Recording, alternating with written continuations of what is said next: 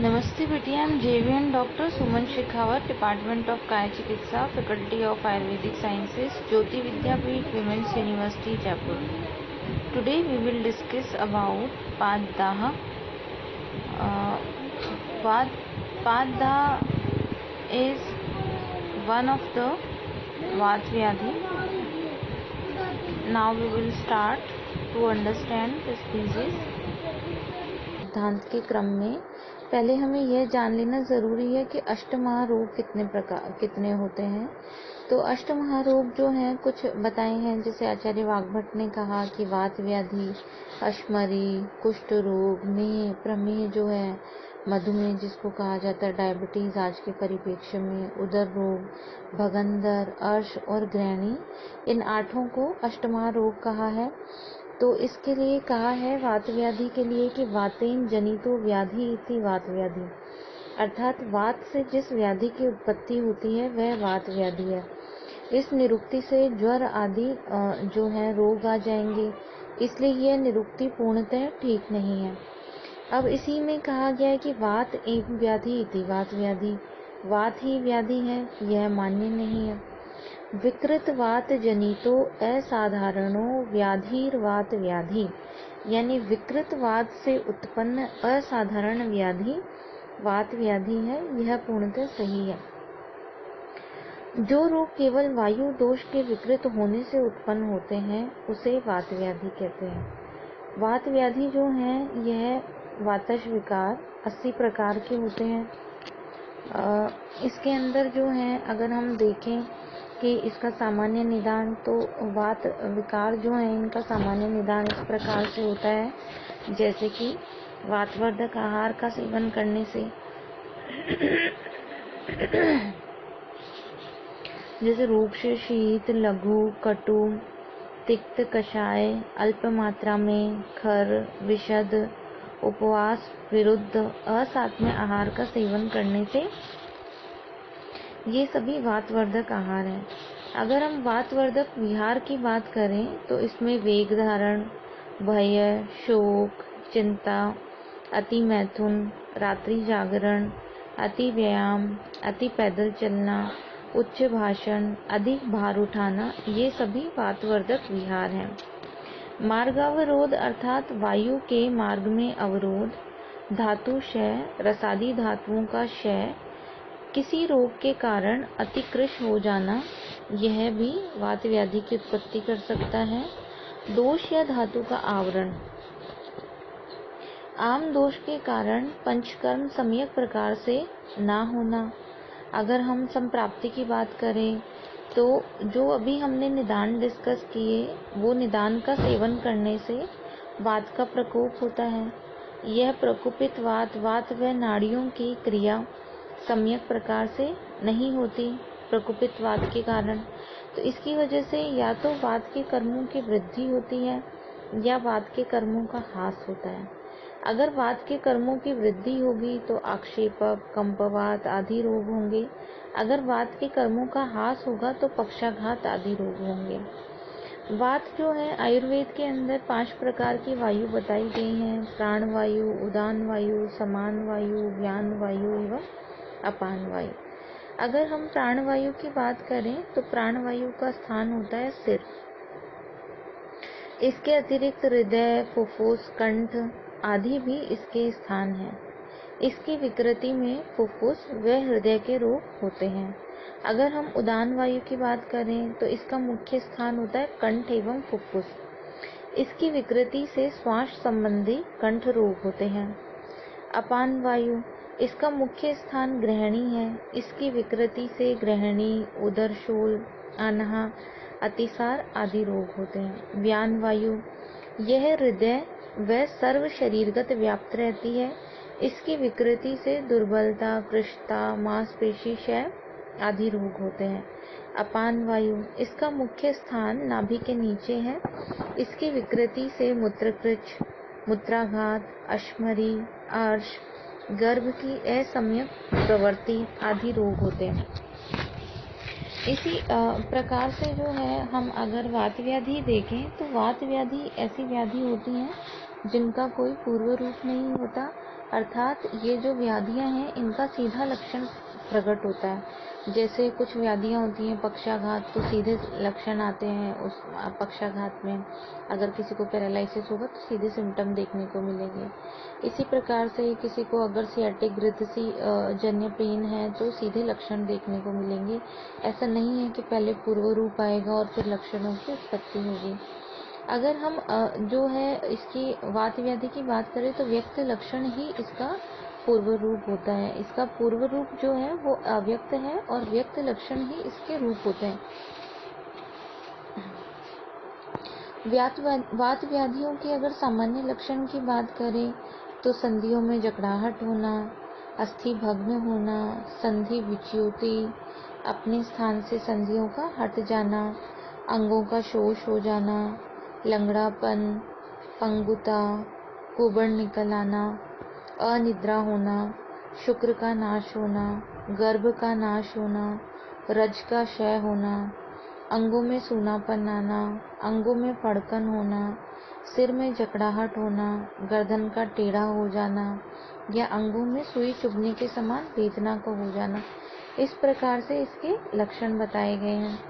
अगर हम वात व्याधि के आवरण देखें कि किस प्रकार के जो है आवरण जन्य इसके अंदर दोषों की दृष्टि होती है, तो आवरण के कारण वात के जो है दोष धातु और मल के 22 आवरण बताए गए हैं और वात के परस्पर आवरण भी 20 बताए हैं, यानी वात का ही वात के द्वारा आवरण।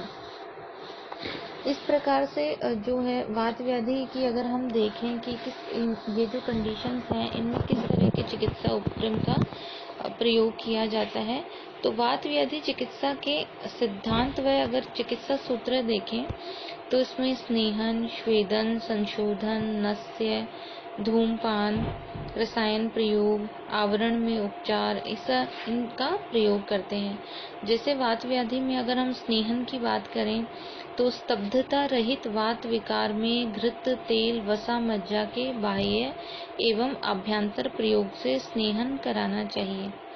स्नेहन में स्तब्धता रहित वात विकार में घृत, तेल, वसा और मज्जा के बाह्य व आभ्यंतर प्रयोग से स्नेहन कराना चाहिए। अगर हम स्वेदन की बात करें तो सम्यक स्नेहन के बाद स्वेदन कराना चाहिए।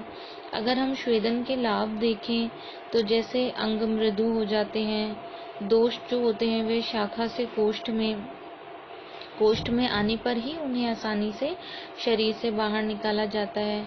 इसमें जो है स्नेहन स्वेदन के पश्चात विरेचन, आस्थापन, अनुवासन बस्ती का प्रयोग करना चाहिए। बस्ती वात रोगों के लिए सर्वश्रेष्ठ उपचार है। वात का मुख्य स्थान पक्वाशय है और बस्ती द्रव्य जो है वहीं पर वात को नष्ट कर देते हैं। नस्य, धूमपान, रसायन प्रयोग, आवरण के अंदर उपचार, इस प्रकार से जो है वात व्याधि की चिकित्सा की जाती है। अभी ये वात व्याधि में ही हम गृद्धसी रोग के बारे में आज जानेंगे और भिन्न भिन्न प्रकार के जो है गृद्धसी, पक्षाघात, खंच पंगु, कोष्ठुक शीर्ष और बहुत सारे जो वात रोग हैं, रक्तगत वात, मांसगत वात, मेदोगत वात, विभिन्न वात व्याधियों के लक्षण जो है हम पढ़ेंगे। Now we will talk about Padda. That what is Padda? Padda is one of among Vatvyadhi disease and the cause of Padda is कुपित वायु।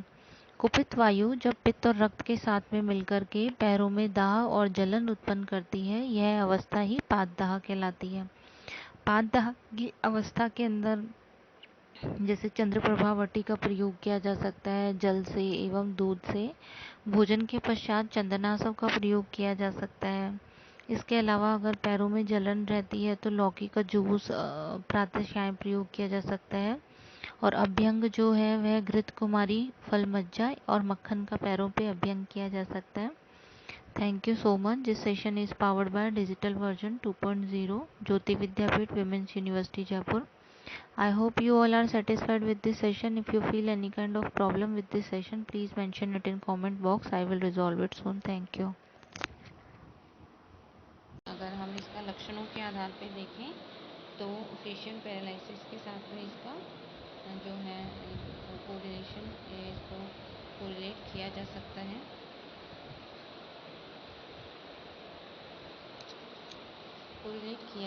है। अर्जित जो है यह भी एक तरह का जो है वात व्याधि की तरह ही एक प्रकार का जीर्ण रोग होता है। इसमें मुख का आधा भाग विकृत हो जाता है। आधुनिक मतानुसार फेशियल नर्व की विकृति से अर्जित रोग की उत्पत्ति मानी जाती है। अर्जित एक चिरकारी रोग है, परंतु यदि प्रारंभिक अवस्था में ही चिकित्सा की जाए तो व्याधि का जो है शमन हो जाता है। परंतु अर्जित में मुखार्ध का टेढ़ापन और वेदना होती है। आचार्य चरक ने अर्जित को मुख के आधे भाग में अथवा शरीर के आधे भाग में होने वाला रोग बताया है, जबकि आचार्य सुश्रुत ने अर्जित को केवल मुखार्ध में होने वाला रोग बताया है। यहाँ पर आचार्य सुश्रुत का मत अधिक समचीनी प्रतीत होता है तथा इसमें अर्जित एवं पक्षाघात में अंतर स्पष्ट हो जाता है। आधुनिक चिकित्सा विज्ञान के अनुसार अर्जित रोग की उत्पत्ति विभिन्न प्रकार के संक्रमण या अन्य कारणों से फेशियल नर्व की विकृति के कारण होती है। इसमें मुख का आधा भाग टेढ़ा हो जाता है। इसे फेशियल पैरालिसिस या बेल्स पाल्सी भी कहते हैं। परिभाषा के अनुसार देखें तो अर्द्यति पीड़यति इति अर्जित अर्थात वह रोग जिसमें मुख के आधे भाग में टेढ़ापन व पीड़ा हो उसे अर्जित कहते हैं। अर्जित को मुखार्ध घात भी कहा जाता है। ठीक है, अर्जित के लिए कहा गया है अतिवृद्ध शरीरम अर्धम एकम वायु प्रपद्यते। अगर हम इसके निदान की बात करें अर्जित के, तो अर्जित के लिए आचार्यों ने शास्त्रों में अर्जित रोग में निम्न निदान जो है इसके बताए गए हैं। जैसे गर्भिणी और प्रसूता स्त्री, बालक, वृद्ध, क्षीण पुरुष में जो है अत्यधिक रक्त का क्षय होने के कारण, अत्यधिक उच्च स्वर में भाषण करने के कारण, अत्यधिक कठिन पदार्थों का भक्षण करने के कारण, या अधिक हंसना, जम्भाई लेना बार बार, अत्यधिक भार उठाना, विषम स्थान पर शयन करना, मुंह को टेढ़ा करके छींकना, वातकारक आहार विहार का सेवन करना। इसके लिए आचार्य सुश्रुत ने निदान स्थान में कहा है गर्भिणी, सूतिका, बाल, वृद्ध, क्षीणेषु ऐश्रक्षयो। ऐश्रक यहाँ रक्त के लिए आया अर्थात जिनमें रक्त का क्षय हो जाता हो। उच्चैर व्याहरतो अति अर्थ है साधतः कठिनानि च हसतो जम्बतो भाराद विषमाद छेदनाद अपि शिरो नाशा ओष्ठ चिबुक ललाटे अक्षण संदिग्धः अर्द्यति व अनिलो वक्त्रम अर्दितम जनयति यतः वक्रीभवति वक्तार्धम ग्रीवा च अपि प्रवर्तते। अर्थात जो है ये जो निदान है इनका सेवन करने की वजह से सिर, नासा, ओष्ठ, चिपुक और ललाट जो है या फिर अक्षण संधि के नेत्र की संधियों में दोष जो है प्रकोपितवाद दोष अवस्थित होकर के वक्रीभवति वक्त्रार्धम, वक्र यानी टेढ़ा, मुखार्ध जो है उसको टेढ़ा कर देता है। मुखार्ध में वेदना की उत्पत्ति होती है और इसको ही अर्जित रोग कहा जाता है। इससे जो है अर्जित रोग की उत्पत्ति होती है। अगर हम अर्जित के संप्राप्ति घटकों की बात करें तो यह दोष जो है इसमें वात प्रधान त्रिदोष कहा है, दुष्य रस रक्त मांस शिरा कहा है, अधिष्ठान या मुखार्ध है, स्रोतस जो है रक्तवय और रसवय स्रोतस, मांसवय और प्राणवय स्रोतस बताए हैं। स्रोतो दुष्टि प्रकाश संग और शिरा ग्रंथि है। अग्नि की स्थिति जो है विषमाग्नि। व्याधि का स्वभाव नवीन जो होती है वो मृदु होती है, जीर्ण जो व्याधि होती है वह दारुण होती है। यहाँ पे अगर हम साध्यता असाध्यता की बात करें तो नवीन साध्य होता है, जीर्ण जो है यह व्याप्य असाध्य होती है। अगर हम व्याधि के पूर्व रूप की बात करें तो इसमें कहा गया है कि जो है रोमहर्ष, विपथु, नेत्रम आविलम, वायुर्ऊर्ध्वम त्वचि, स्वापः स्तोदो मन्या अनुग्रह तम अर्दितम इति प्राहुर्व्याधिम व्याधि विशारदे। अर्थात रोमहर्ष, विपथु यानी कंपन ट्रिमर्स जो हैं, आविल नेत्रता यानी लिक्राइमेशन ऑफ आई और fullness of I with tears, वायु का ऊर्ध्व वेग अर्थात डकार आना, इरेक्टेशन, त्वचा में शून्यता जो है loss of sensation of skin and numbness, Tod होना टिंगलिंग सेंसेशन, मन्या स्तंभ नेक रिजिडिटी, अनुस्तंभ लॉक जो इस तरह के लक्षण देखने को मिलते हैं। अर्दित जो है वृत्रयी के अंदर भेदों के आधार पे जो है, वैसे वृत्रयी में इसका अलग से भेदों का वर्णन नहीं मिलता, लेकिन आचार्य भावमिश्र ने अर्दित के 3 भेद बताए हैं: वातज अर्दित, पित्तज अर्दित, कफज अर्दित।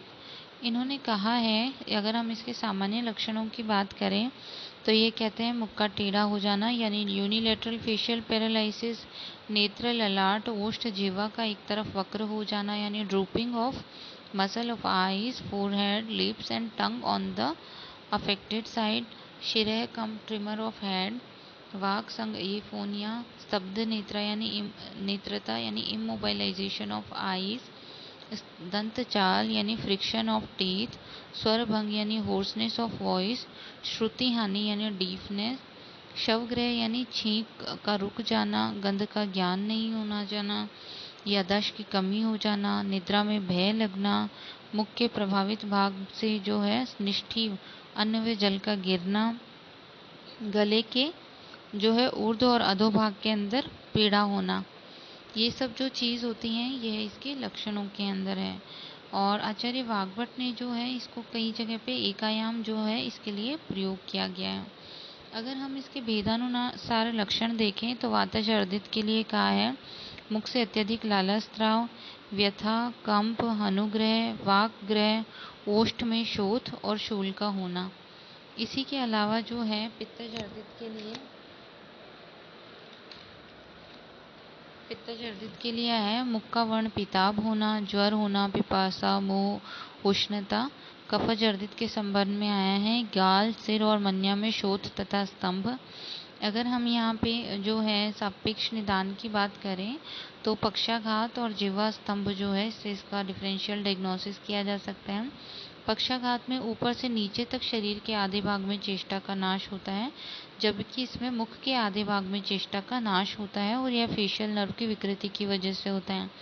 जिह्वा स्तंभ जो है, जिह्वा स्तंभ वाग वाहिनी नाड़ी हाइपोग्लोसल नर्व की विकृति के कारण होता है, जबकि अर्दित जो है इसमें फेशियल नर्व की विकृति होती है।